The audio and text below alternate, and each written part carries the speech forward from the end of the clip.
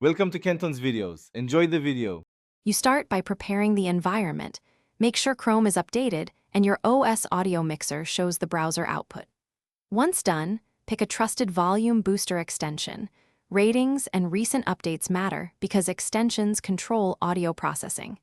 Install the extension and grant only necessary permissions. Avoid access to unrelated data.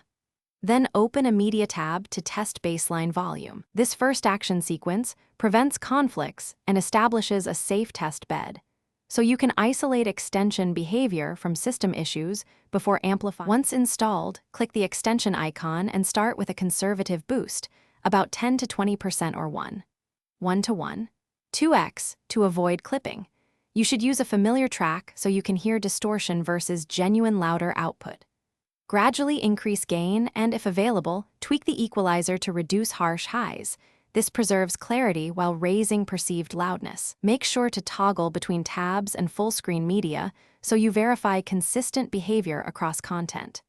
If distortion appears, back off immediately and reevaluate. To finish, save or lock your preferred profile in the extension and test across multiple sites like YouTube and web players to confirm consistent gain. If you encounter buzzing, sudden dropouts, or clipping, first disable the booster and check the OS mixer and audio drivers. Updates or conflicts often cause problems. Once drivers are confirmed, reinstall the extension or try a different well-reviewed booster. If all else fails, reduce system or hardware amplification. Software can only boost within the limits of your speakers and driver stability. Thanks for watching. Consider subscribing if we helped you.